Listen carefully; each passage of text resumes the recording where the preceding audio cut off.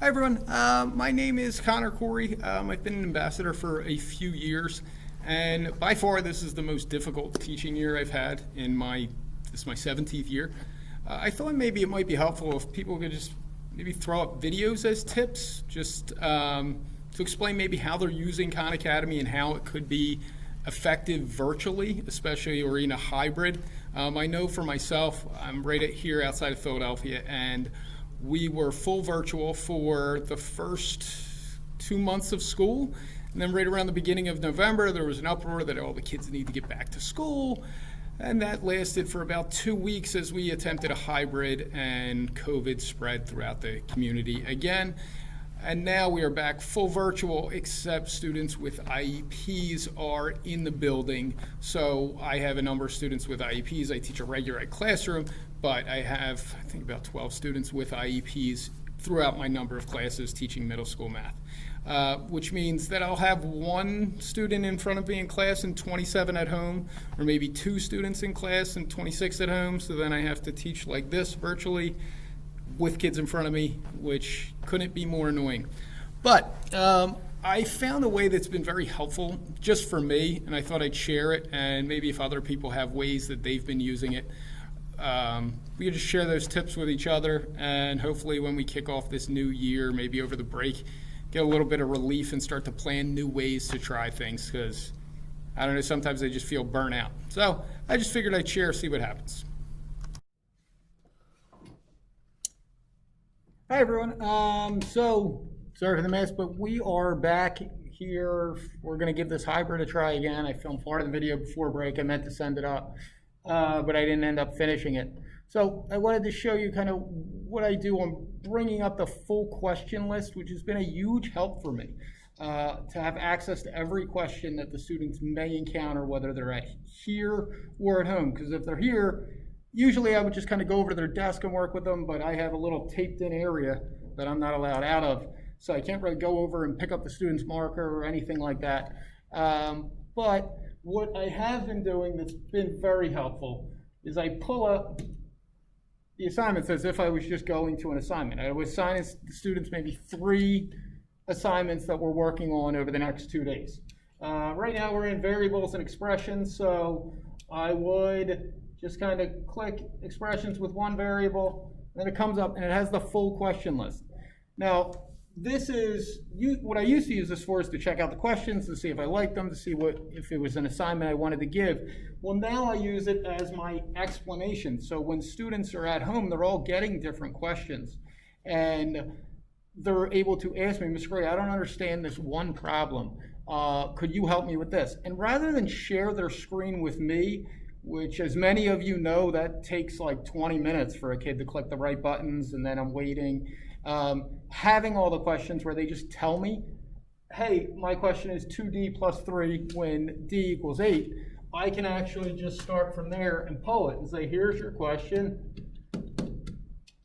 And then we're going to say the variable equals 8, and I can review it, and it shows up on their screen as the screen I'm sharing with the whole class. So some students that maybe are shy are getting that question, but they're too nervous to ask out loud. And other students are able to work through, but anytime they hit a problem, they're able to just kind of call out. And I will have all of them up. So if you think, one student may be on evaluating expressions with multiple variables, they just tell me they're on that topic, and I go to it. Another student may be on, expression value intuition or this, and before class I have all these up, and then I'm able to just kind of click back and forth. So on the next part, it'll kind of show you what it sounds and looks like. And I don't know, I thought it might be helpful. We're good to go. Okay, Mr. Corey. Yes, Cheyenne. I had to redo part-part ratios. Okay. Stuff on this problem. Which one? Part ratios? Yeah, I think. Yeah, part whole ratios. Okay, I got it. What's your question? I'll find it. So it says choose all that apply. And it says the table shows the type of superpower students wish they had. And I selected one, but it keeps saying choose the right amount. So I did that. But Number of students signed up, keep telling me the question. I'll find it. And then there's like a chart, and it says superpower then students. And Okay. It says, So You have to check all three. You might have checked one and the answer is correct, but there might be No, more. I checked all three and it still said choose all that apply. Okay, so if you checked all three, the three choices, Sydney, are the ratio of students who wish they had x-ray vision to all students is 1 to 6. Well, if that's correct, and then the second B is also correct, you can't click C because C says none of the above are correct. Oh, yeah. That fix it? Yeah, I thought there was something wrong with it. All right. Yes, Stella, how can I help? Do I have any more assignments to do? Because I missed yesterday and you told me to do some assignments and I just did one. Mr. Corey, can you help me out with this one? Of course I can, Maddie. What topic are you on? I'm on comparing rates. Okay, part ratios, comparing rates, got it. What's the problem? Start reading it to me. A community center is holding a raffle. The table shown below is the number of tickets purchased for the total price paid for 3 different people. Community center. Hold on. Found it. Okay, you ready? Yeah. All right, so it says the total purchase paid for 3 different people. Well, the total price and tickets purchased. They want to know what's the lowest price ticket in this problem.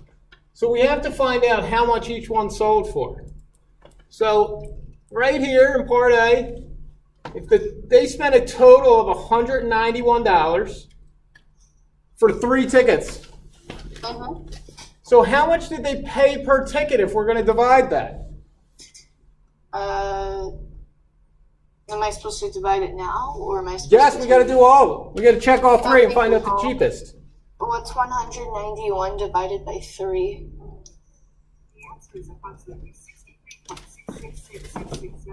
That's right.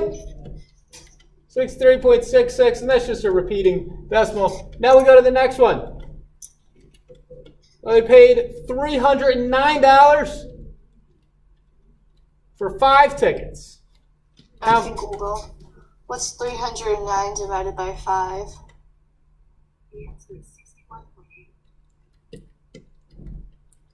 So they paid $61.80 for a ticket, and then the final one. Okay, Google.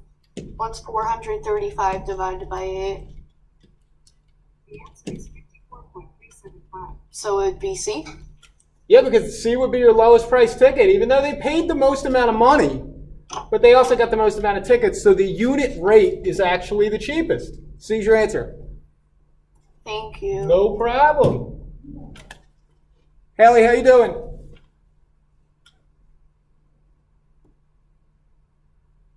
Good? Thumbs up? Down?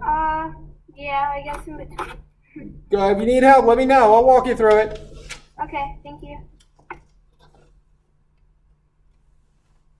Like, I would count all, like, so, like, chocolate chip and oatmeal, and I would put that together, then I would use the 40 on, like, the other ratio, number. Are you on part whole ratios? Yeah, Okay, and it's chocolate chip to oatmeal? yeah. Let me find it. And then it's a blue and a green diagram. Okay, got it. So, yes, you're going to add the chocolate chip and oatmeal together to find the total. So what's the total in that ratio? 8. Yeah, perfect. So there's a total of 8. And they say at the school party there are 40 cookies. So now there's going to be 40 cookies. So we're going to make an equivalent So ratio. would you put that across the 8? Yes. Okay, so you would put it across from the 8. And if you look at it, they want oatmeal cookies. Well, how many oatmeal cookies are in that ratio, Cheyenne? There are 3. Good. So the ratio is 3 for every 8 total. And now you So have when they ask for how many oatmeal cookies, then you put that above the both numbers combined. above the total of the 8 cookies because there's 8 there. So now you have 3 numbers. What do? You do the triangle thing. Okay, that works every time. If you want to use it that way, multiply 3 times 40, divide it by 8, it'll get you there. Mr. Corey, Yes, JJ? do I own any more assignments? I know I have to like get a better grade on this other one, but I just want to know if there's any assignments I'm missing. Let me see. No, JJ, it's just the one that I want you to redo. And I'll help you along with it. It should be a pretty easy one for you because that's actually one of our easier assignments. But if you need help, let me know. Mr. Corey, Stella, on this, can you just check my answer? of course I can. What do you want, Stella? With ratios on Coordinate. I know, it's a hard word to say. So what's the question? Oh, wait, I can actually check it. What's the question, Stella? It's, a swimming pool sets maximum numbers of swimmers that can be in the pool based on the number of lifeguards on duty. Okay. Swimming pool, number. Bricklayer. Got it, found it. Okay, what did you put as your answer, Stella? I put 110. Okay, so here's you said 110? Yeah. Okay, what is the maximum number for 3 lifeguards? As you kind of saw, that's really how I'm using it day to day, and it's a different way than I've ever used it before. Sorry for the long video. I just thought it'd be helpful to kind of see it in action more than anything else. I'm more of someone that if I see something in action and it's working and all the details, I'm more likely to give it a shot. So I hope that was helpful. Thanks for watching. Have a good day.